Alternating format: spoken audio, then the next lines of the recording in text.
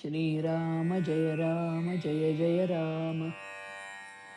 परमार्थ कसा साधेल असे पहावे की ज्याप्रमाणे घसा सुजला असताना माठातले पाणी प्यायला की गूळ खाल्ला चौकशी करून मग वैद्य औषध देतो, त्याप्रमाणे सद्गुरू शिष्याच्या दुःखाचे मूळ जाणून मग त्याप्रमाणे कोणते साधन करावे हे सांगतात. आमचा सद्गुरू एवढा अवतारी, मग माझ्यावर संकटे का आणतो असे आपल्याला वाटते. वास्तविक या मायाजालातून सुटका व्हायला किंवा हा भवसागर पार व्हायला वशीला नाही चालत. त्याकरता आपण स्वतः साधन करायला हवे. ज्याच्यापासून माया उत्पन्न झाली त्याला शरण जावे. त्याला शरण जाण्याच्या आड काय येते ते पहावे. करते पण टाका म्हणजे शरण जाता येते. आपण संतांच्या दर्शनाला जातो आणि बायकोचे दुखणे बरे व्हावे असे म्हणतो. मग ते दर्शन खरे झाले म्हणायचे का? पोराबाळांच्या करता बायको करता संतांकडे नाही येऊ. संतांनी नामस्मरण करायला सांगितले, परंतु मुलगा वाचत नाही असे पाहिले की आपली रामावरची नामस्मरणावरची श्रद्धा उडते. म्हणजे मी विषयाकरता नाम घेतो असेच झाले. विषय सुटावेत असे वाटते पण ते सुटतच नाहीत. याचे कारण आमची तशी बलवत्तर इच्छाच नसते. संन्यास घ्यायला निघाला तर बायको पोर घेऊन आडवी येते. तिला दूर सारून निघाला पण पुढे मोहात पडून परस्त्री करण्याची वेळ येते. व्यसनाकरता माणूस हे सर्व करतो, परंतु परमार्थाकरता विषय आणि मोह दूर सारून साधन कर म्हटले तर निरनिराळ्या सबबी आपल्या डोळ्यासमोर उभ्या राहतात. 24 वर्षे अभ्यास केला तरी पोटभर खायला मिळत नाही, मग परमार्थ मात्र 2 वर्षात साध्य व्हायला हवा असे कसे म्हणावे? माझेपणाने मिरवता आणि अभिमान का ठेवता? मग भगवंताला शरण कसे जाता येईल? शरण येताना मी कोण, माझा धर्म, माझे कर्म वगैरे सर्व विसरावे. ज्याला व्यवहार फारसा कळत नाही त्याला परमार्थ सोपा जातो. शांती ही परमार्थाची पहिली पायरी आहे.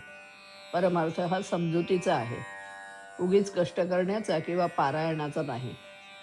बद्रीनारायणाची यात्रा करूनही तो साधणार नाही. त्यापेक्षा भगवंताच्या अनुसंधानात राहिल्याने जास्त फायदा होईल.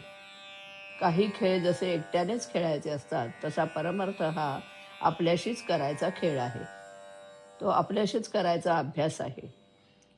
खेळात काही बाह्य साधन तरी लागते, पण या अभ्यासात त्याचीही जरुरी नसते.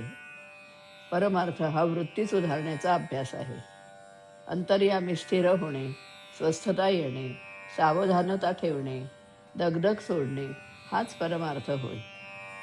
सतत आनंद मिळावा यासाठी प्रयत्न करणे याचेच नाव परमार्थ. जग काय म्हणेल म्हणून वागणे याचे नाव व्यवहार आणि भगवंत काय म्हणेल म्हणून वागणे हाच परमार्थ.